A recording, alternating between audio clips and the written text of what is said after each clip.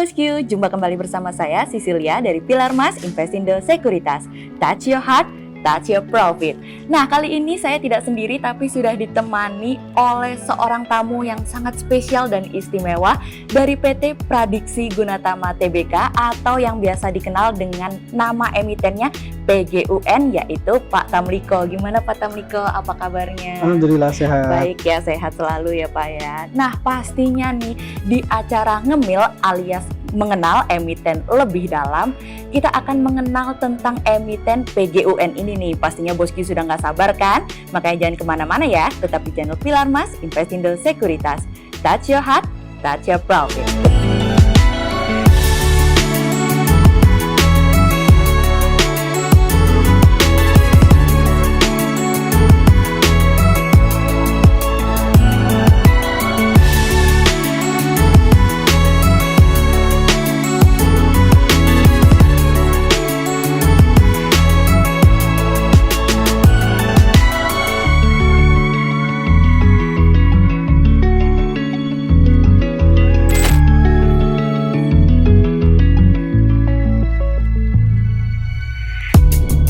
Oke nih Pak Tam, pastinya kan kalau mengenal emiten ini tak kenal maka tak sayang nih. Yeah. Nah, maka Bosku nih pengen tahu nih pastinya apa sih bisnis dari PGUN ini?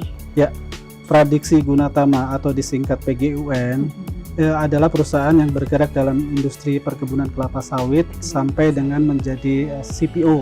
CPO. Jadi kita saat ini memiliki lahan kebun kelapa sawit itu sebesar 38.000 hektar HGU.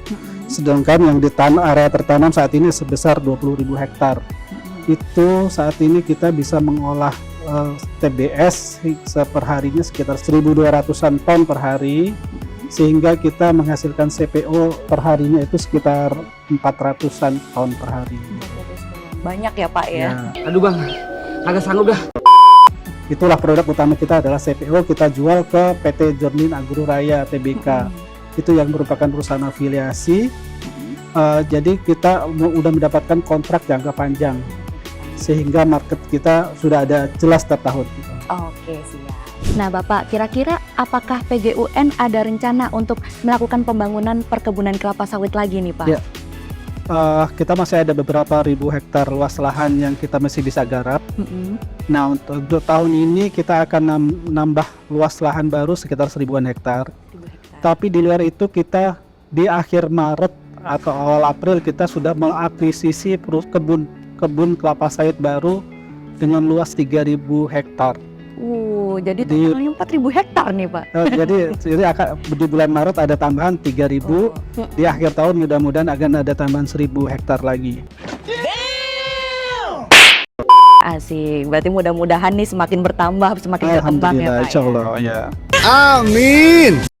Nah Pak Tamliko, kalau dari sisi profil tanaman nih, seberapa besar porsi tanaman yang menghasilkan? Oke, luas tanaman kita saat ini adalah 20.264 hektar, terdiri dari 17.508 hektar tanaman menghasilkan dan 2.256 hektar tanaman yang belum menghasilkan. Itu. Baik Pak Tamliko, kan saat ini penjualan PGUN berbasis captive market atau penjualan ke perusahaan afiliasi nih. Nah, apakah ada rencana hingga strategi nih ke depannya untuk mengembangkan pangsa pasar ini?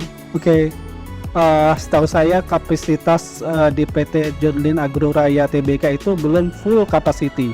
Jadi kita sebenarnya masih bisa mendongkrak kapasitas PGUN itu dijual kejar dengan nilai yang masih banyak. Jadi sampai saat ini kita belum ada rencana pasar di luar suplai ke PT JAR yang akhirnya menjadi biodiesel disuplai ke pemerintah. Saat ini peluangnya masih cukup banyak di situ.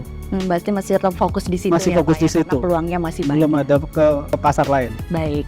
Baik Bapak, ini terkait dengan dana hasil IPO ya. Dari prospektus dikatakan 50% untuk perluasan lahan dan tanaman baru. Dimana kan ujungnya kapasitas produksi dapat meningkat nih.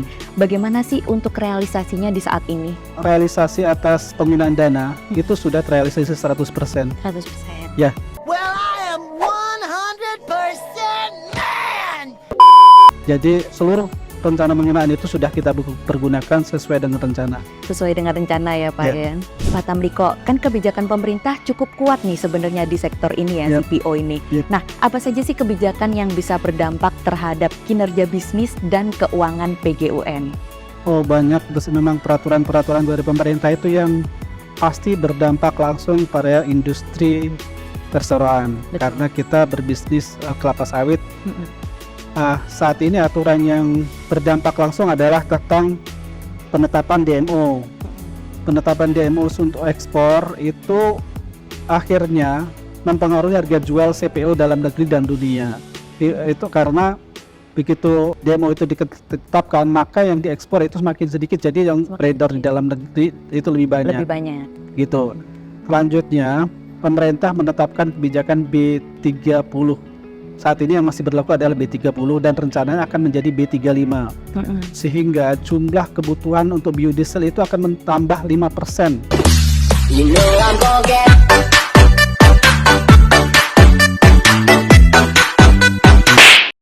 Jadi kebutuhan pemerintah dari sektor CPO dalam negeri itu masih cukup banyak.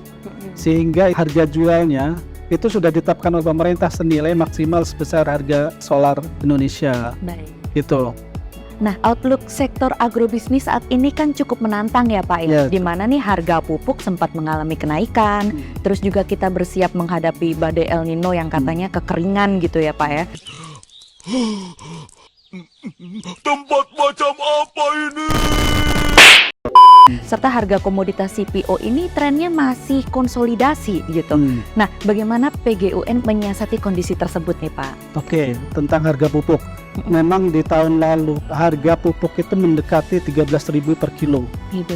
Tapi setelah supply and demand mulai normal, itu saat ini harga sudah mendekati 8.000, di bawah 8.000 lagi. Jadi harganya menurut saya sudah mulai normal. Walaupun kemarin tahun lalu sempat ngalamin tinggi sekali kenaikan karena supply daripada material pupuk itu terhambat gara-gara perang Ukraina. Itu pengaruhnya dari situ. Saat ini kondisi harga pupuk sudah mulai normal. Itu satu mengenai pupuk. Kemudian mengenai harga CPO. Harga CPO memang saat ini tidak sebagus tahun lalu, terus terang. Tetapi harga rata-rata kita masih bisa di atas 10.000, itu sudah lumayan bagus. Sudah oke ya. Jadi harga 10.000 kita masih bisa profit banyak. Itu kita sudah profit margin kita udah lumayan bagus. Baik. Kemudian mengenai dampak El Nino, saat ini sih kita belum merasakan adanya dampak itu. Karena musim hujan itu sampai bulan April kemarin masih cukup banyak, dan saat ini masih ada beberapa hujan dan kelihatannya belum ada dampak panas jangka panjang. Panas yang panjang itu saat ini belum kelihatan di Kalimantan Timur. Jadi masih bagus, masih berjalan lancar aja ya Pak. Lancar. Justru produksi kita saat ini lagi mulai bagusnya ya. Di bulan April, Mei itu sampai akhir tahun rencana insya Allah produksi TBS kita akan mengalami kondisi yang bagus. Baik.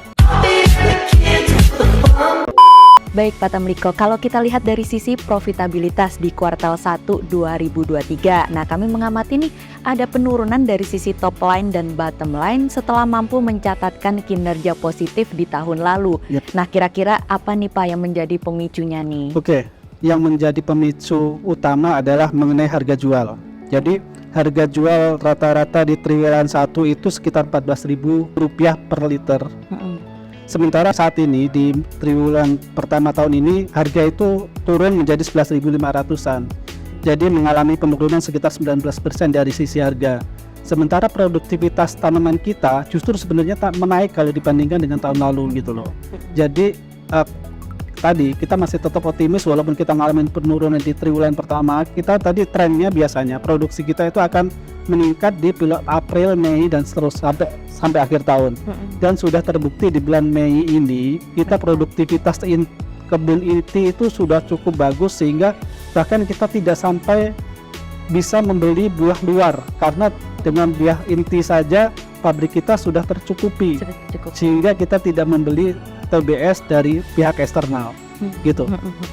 Dan kita diantisipasinya adalah di bulan Juli Agustus kapasitas pabrik kita akan menjadi 90 ton per jam dari sebelumnya cuma 60 ton per jam.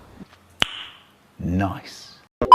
Sehingga kita akan mengalami peningkatan produktivitas dari sisi CPO-nya juga karena kapasitas pabrik kita dinaikkan. Iya, Jadi makanya- pada tahun ini insya Allah masih kita akan kejar sesuai target. Siap. Gitu. Berarti kenaikannya masih cukup signifikan Cukup. ya Pak, dari Cukup. 60 ke 90 ton. Iya.